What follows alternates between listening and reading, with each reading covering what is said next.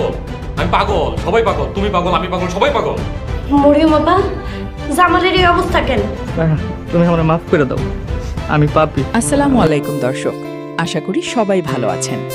টাকার লোভ মানুষের বিবেককে কতটা অন্ধ করে দিতে পারে তা আমরা কম বেশি সবাই জানি। কিন্তু এই লোভ যখন নিজের জন্মদাত্রী মা, ভাই কিংবা স্ত্রীর মনে বাসা বাঁধে, তখন তার রূপ নেয় এক ভয়ঙ্কর ট্র্যাজেডিতে।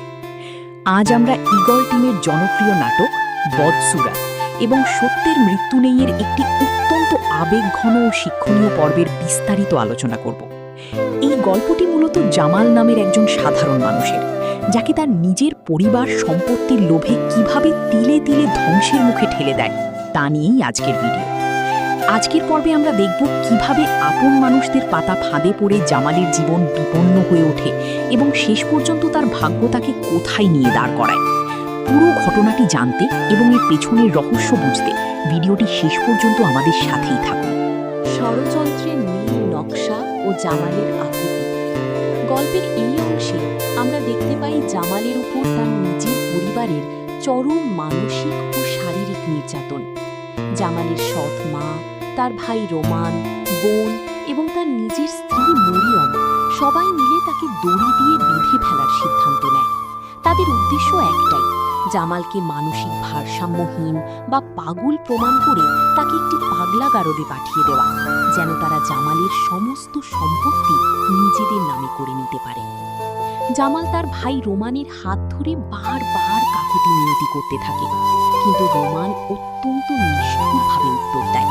সে বলে, ভাই, তুমি যদি ভালো থাকো তবে আমরা সবাই কষ্টে থাকব, আর তুমি একা কষ্টে থাকলে আমরা সবাই সুখে থাকব।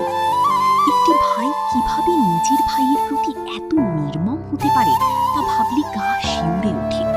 শুধু তাই নয়, জামালের স্ত্রী মরিয়মও এই ষড়যন্ত্রের মূল অংশীদার। মরিয়ম অভিযোগ করে যে কোটিপতির স্ত্রী হয়েও সে দাসীর মতো জীবন কাটিয়েছে, তাই এখন তার অনেক অনেক টাকা চাই। তারা জামালের ওপর মিথ্যা অপবাদ দেয় যে সে মরিয়মকে ছুরি দিয়ে আঘাত করতে গিয়েছিল, এবং এই মিথ্যা অভিযোগে পরিবারের সবাই একজোট হয়। জামালের পলায়ন ও রোমানের আতঙ্ক। জামাল যখন বুঝতে পারে যে মরিয়ম বা তার পরিবারের কেউ তার পাশে নেই এবং তারা আসলেই তাকে পাগলাগারুদে পাঠানোর জন্য বাইরে গাড়ি ডেকেছে, তখন সে চরম দিশেহারা হয়ে পড়ে। জামাল বারবার নিজেকে সুস্থ দাবি করে এবং তাদের প্রতি মাসে বড় অঙ্কের টাকা দেওয়ার প্রস্তাব দেয়, কিন্তু তাদের লোভ ছিল সীমাহীন। বাইরে যখন অ্যাসাইলেমের গাড়ি আসতে কিছুটা দেরি হচ্ছিল, জামাল তখন সতর্কতার সাথে সুযোগ খুঁজতে থাকে। পাহারারত রোমান এবং হিমেলের সামান্য অসতর্কতার সুযোগ নিয়ে জামাল আকস্মিকভাবে তাদের ধাক্কা দিয়ে ঘর থেকে বের হয়ে রাতের অন্ধকারে দৌড়ে পালিয়ে যায়। জামালের এই পলায়ন রোমান ও তার মায়ের মনে তীব্র আতঙ্কের সৃষ্টি করে, কারণ জামাল যদি কোনোভাবে পুলিশের কাছে পৌঁছতে পারে তবে তাদের সমস্ত ষড়যন্ত্র ফাঁস হয়ে যাবে এবং তাদের সবাইকে জেলের ভাত খেতে হবে।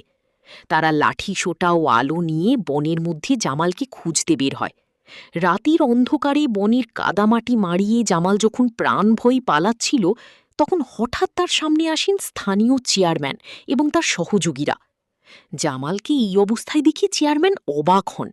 জামাল সাথে সাথে চেয়ারম্যানের পায়ে লুটিয়ে পড়ে এবং কান্নায় ভেঙে পড়ে।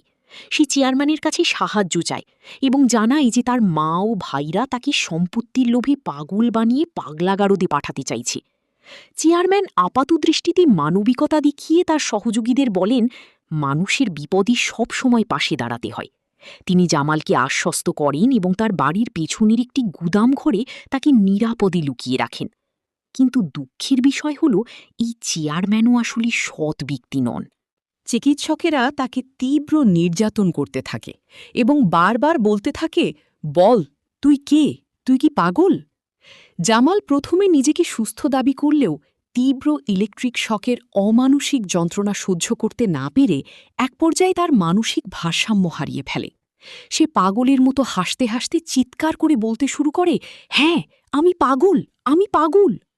একটি সুস্থ মানুষকে জোরপূর্বক নির্যাতন করে পাগল বানিয়ে দেওয়ার এই দৃশ্যটি অত্যন্ত হৃদয়বিদারক। অন্যদিকে জামালের জন্য সর্বদা চিন্তিত ও তার শুভাকাঙ্ক্ষী মায়া রাতে একটি দুঃস্বপ্ন দেখে হঠাৎ জেগে ওঠে এবং জামালের মঙ্গলের জন্য মহান আল্লাহর দরবারে অত্যন্ত আবেগপূর্ণ মোনাজাত করতে থাকে। সুপ্রিয় দর্শক, লোভ কিভাবে একটু পরিবারকে ধ্বংস করে দিতে পারে এবং সুস্থ মানুষকে পঙ্গু করে দেয়, এই নাটকে তা সুন্দরভাবে ফুটিয়ে তোলা হয়েছে। তবে ইসলামের শিক্ষা অনুযায়ী জুলুমের অবসান একদিন হবেই এবং সত্যের আলো প্রকাশ পাবেই।